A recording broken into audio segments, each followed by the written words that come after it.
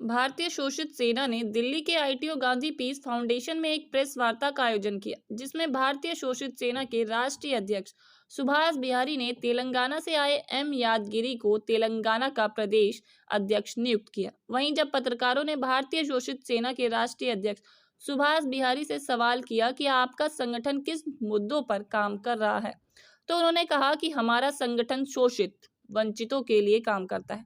वहीं उन्होंने ये भी कहा कि हमारे संगठन का मकसद समाज में फैली हर बुराई को जड़ से उखाड़ फेंकना है। वहीं उन्होंने ये भी कहा कि तेलंगाना में हमने आज एम यादगिरी को प्रदेश अध्यक्ष बनाया है। हमें उम्मीद है कि ये हमारे संगठन को तेलंगाना में आगे बढ़ाने का काम करेंगे। वहीं उन्होंने दिल्ली सरकार को आड़े हाथ लेते हुए कहा कि हम हर संडे को दिल्ली के कोने कोने में पोल खोल यात्रा शुरू कर रहे हैं, जिसमें दिल्ली सरकार के विधायक निगम पार्षदों ने कितना काम किया है उसकी सच्चाई बताएंगे। वहीं उन्होंने इस यात्रा से दिल्ली के उपराज्यपाल को भी जुड़ने के लिए निमंत्रण दिया है।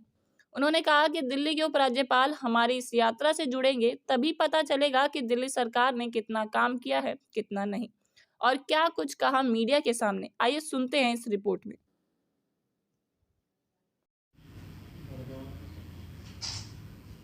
ये ऐसे भाई कैमरा खोल दे यार।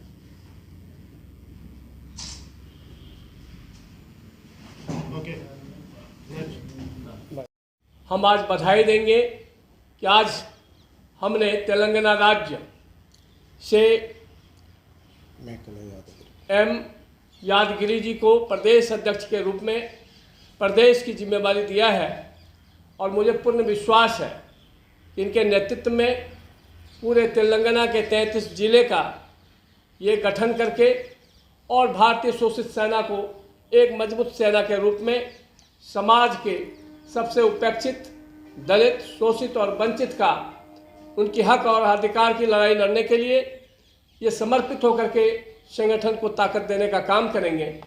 साथ ही हमारा इनको ये पदभार देने का जो उद्देश्य है, हमने अभी 23 दिसंबर को अपने जन जन के नेता माननीय रामविलास पासवान जी को भारत रत्न मिले, इस मांग को लेकर के भारत सरकार के समक्ष जंतर मंतर पर भी हमने धरना प्रदर्शन किया। 2021 में भी 17 दिसंबर को हमने अपनी बात को रखने का काम किया, लेकिन सरकार अभी तक किसी भी तरीके की कार्रवाई नहीं की है, जिस उद्देश्य को लेकर के हम पूरे देश में हर राज्य में अपने दलित सेना के माध्यम से और भारतीय शोषित सेना के माध्यम से इस मांग को हर राज्य में उठाने का काम करेंगे, हर जिले में उठाने का काम करेंगे।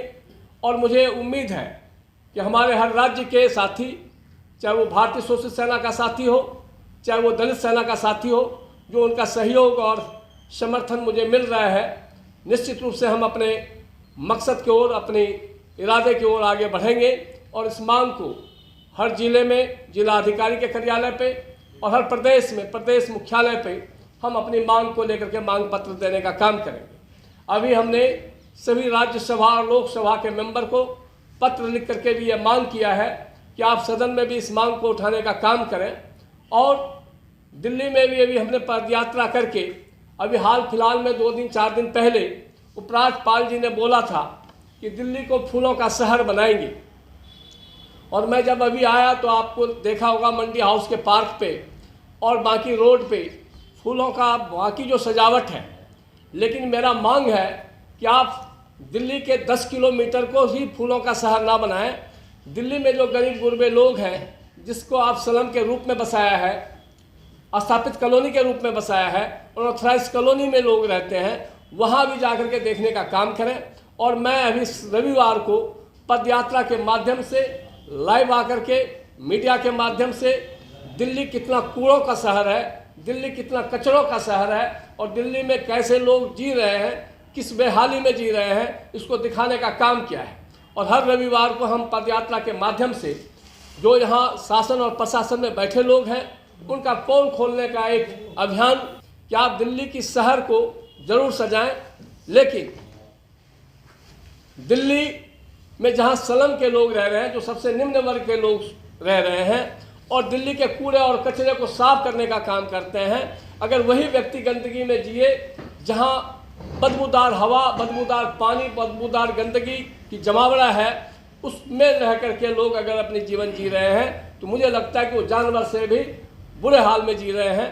तो इसलिए दिल्ली के उपराज्यपाल जी से और दिल्ली के सभी आला अधिकारियों से हम आग्रह करेंगे कि हमारे साथ सलन की दर्शन वो भी करें और ऑथराइज कॉलोनी में हमारे साथ वो भी चलें और दिल्ली के हालात को सुधारने का काम करें। साथ ही दिल्ली के जो नगर निगम हैं, जो वहाँ के पार्षद चुने हुए हैं, जो वहाँ के विधायक चुने हुए हैं, चुनाव के टाइम में वो सिर्फ जनता के बीच में जाते हैं, उसके बाद जन समस्याओं को लेकर के कभी भी अपने क्षेत्र में वो इस तरीके का विजिट नहीं करते हैं। कोई अधिकारी अपने क्षेत्र में जाकर के विजिट नहीं करता है। कई इलाकों में सफाई कर्मचारी नदारत हैं, गलती है, ये एक देखने का विषय है। जो ऑथराइज कॉलोनियों में रहे हैं उससे आने जाने वाले लोग और बीमार लोग समय पे वो पहुंच नहीं सकते हॉस्पिटल। सावदा कॉलोनी में 2 लाख लोगों की आबादी है, लेकिन वहाँ कोई भी अस्पताल नहीं है, कोई भी डिस्पेंसरी नहीं है, और डिस्पेंसरी है तो वहाँ कोई भी डॉक्टर अपनी ड्यूटी पूरा नहीं कर रहे हैं, ना ही वहाँ किसी भी तरीके का दवाई है।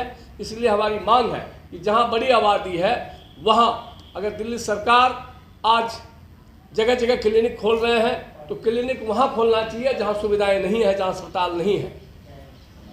रैन बसेरा वहाँ खोलना चाहिए जहाँ सुविधा नहीं है। रैन बसेरा अगर आप कनाट प्लेस में खोल देते हैं, रैन बसेरा आप ग्रीन पार्क में खोल देते हैं तो मुझे लगता है वो अच्छा नहीं है। उससे अच्छा स्लम एरिया में भी और ऑथराइज कॉलोनी एरिया में भी रैन बसेरा और हेल्थ सुविधा की व्यवस्था करनी चाहिए। ठीक है, एक सेकंड सर, कहाँ के आप रहने वाले हैं और कौन सा पद आज भारतीय सोशलिस्ट सेना की तरफ से आपको मिलेगा? दिल्ली मीडिया वालों को नमस्कार। मैं हैदराबाद में रहने वाला हूँ। मेरा नाम है मैकला यादगिरी। मैं तेलंगाना स्टेट का काम करने वाला है।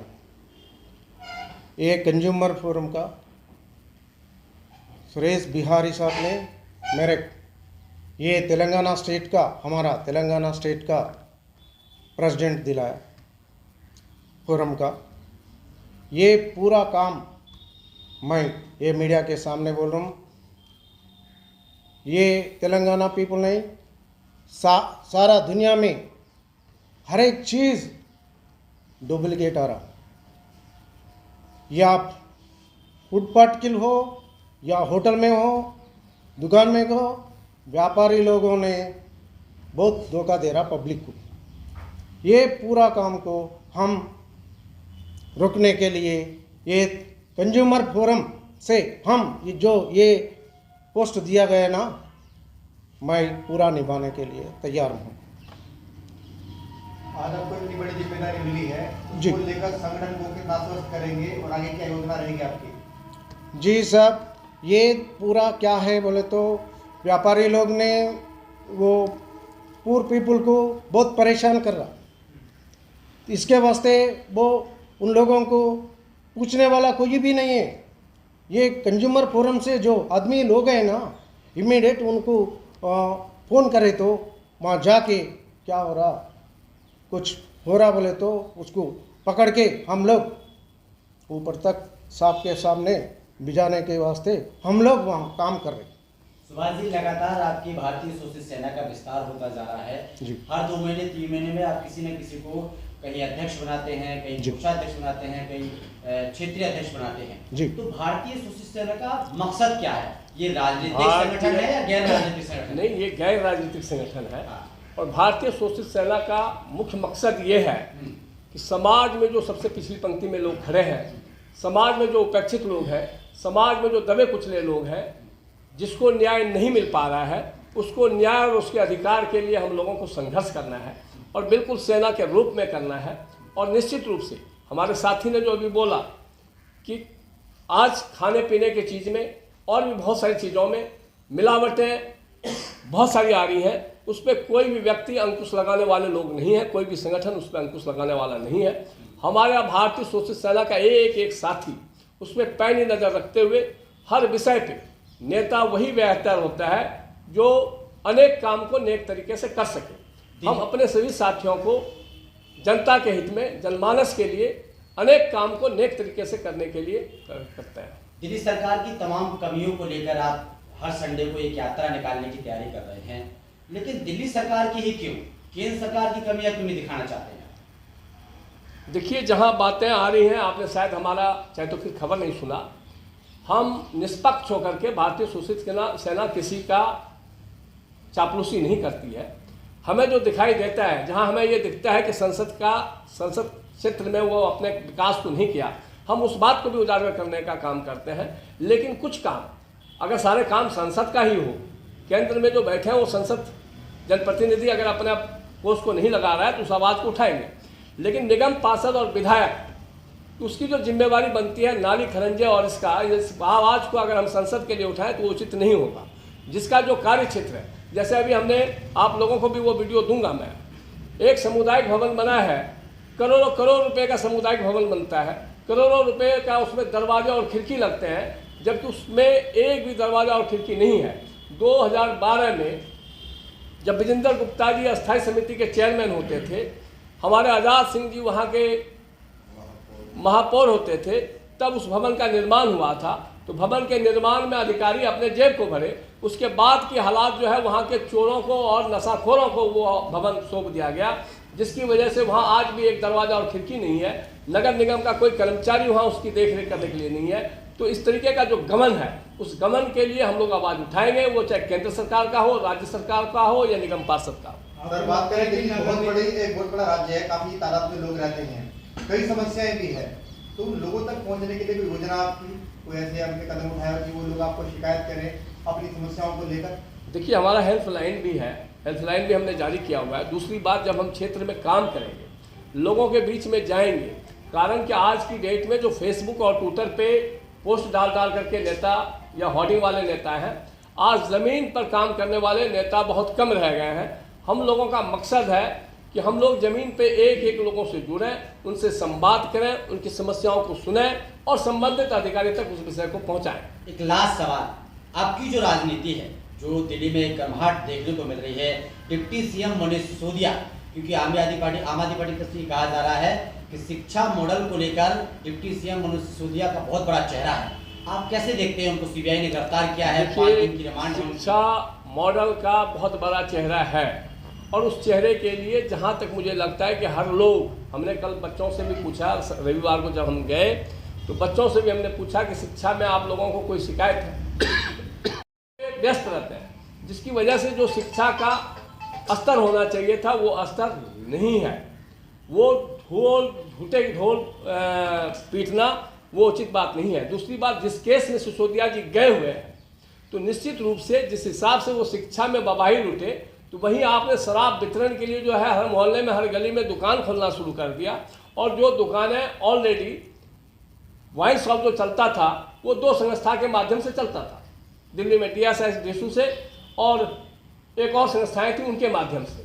उसमें फिर इनको ये लाइसेंस बांटने की या जगह जगह ठेके खुलवाने की जरूरत क्या पड़ी? लास्ट सवाल, क्या संदेश देना चाहेंगे? जो यात्रा आप निकाल रहे हैं उसका मकसद क्या है और लोगों को जोड़ने के लिए क्या कुछ? सर, किस किस क्षेत्र में दिल्ली में आपने यात्रा निकाली है? देखिए, हमने 26 तारीख से ये इस यात्रा को शुरू किया है और ये यात्रा प्रत्येक रविवार को हम अलग अलग विधानसभा के अलग अलग वार्ड में जाएंगे। और जिस वार्ड किसी विधानसभा का विधायक अच्छे काम कर रहे हैं, किसी क्षेत्र के सांसद अच्छे काम कर रहे हैं, तो हम उस अच्छे काम को भी दिखाने का काम करेंगे। लेकिन अभी जो हमने शुरू किया है उस काम में, और हम आपको भी न्योता देंगे कि आप हमारे साथ चलें और दिल्ली की हकीकत को दिखाने का काम करें। निश्चित रूप से जो शहरों में दिल्ली फूलों के शहर बना रहा है, ये संदेश और देशों में जाता है, हमारा गौरव बढ़ता है। लेकिन हमारा गौरव वहाँ भी बढ़ना चाहिए कि हमारे देश का एक एक आदमी फूलों के शहर में रहे। एक एक आदमी को जो झूठा हौसला दिया जा रहा है कि हम यहाँ इसको लंदन बनाएंगे, कोई कह रहा है हम दिल्ली को स्मार्ट सिटी बनाएंगे। दिल्ली का स्मार्ट सिटी कैसे बन सकता है जब एक व्यक्ति कूड़ों पर सो रहा हो? 12 गज के जगह में जहाँ उसकी गली में पानी भरा हुआ हो, जहाँ उसके घर के पास बदबूदार कचरे जमा हुआ हो, वहाँ 12 गज के जगह में वो बैठ के रोटी नहीं खा सकता, वो जानवर से बुरा हाल में जी रहा है, उसको कौन देखेगा? वो सरकार की जिम्मेदारी नहीं बनती। सुभाष बिहारी जी, पदयात्रा आप शुरू कर रहे हैं दिल्ली में, कहीं 2024 के चुनाव को हमारे कार्यकर्ता हमारे साथ काम कर रहे हैं और सड़क पे हम संघर्ष कर रहे हैं। तो सदन तक भी हम पहुंचेंगे और सदन में भी हम अपनी बात को मजबूती से रखेंगे। हम सड़कों तक ही अगर अपनी बात को रख दें, सदन में हमारी बात ना हो, जिस जनता का, जिस लोगों का सदन में बात होना चाहिए, जो प्रतिनिधि चुन के जाते हैं, वो सदन में आके बात नहीं कर पा रहे हैं, नहीं करते हैं, उसके साथ जनता के साथ बेईमानी हो रही है। सर, छोटी सी प्रतिक्रिया, जिन लोगों को आप अपनी टीम में जोड़ रहे हैं, क्या उनके अंदर खास बिंदु देख रहे हैं आप? वो समाज के बीच कितने प्रतिष्ठित हैं? देखिए, समाज में जो संघर्ष करेगा उसी का पहचान बनेगा। समाज को अगर हम अपनापन दे दें तो अपनों का प्यार हमें मिल सकता है। अपने कर्म का उपहार छोटा सा अगर दे दें तो अपनों का पूरा संसार हमें मिल सकता है। हम इस उद्देश्य के साथ लोगों के बीच में जा रहे हैं। ठीक है, धन्यवाद।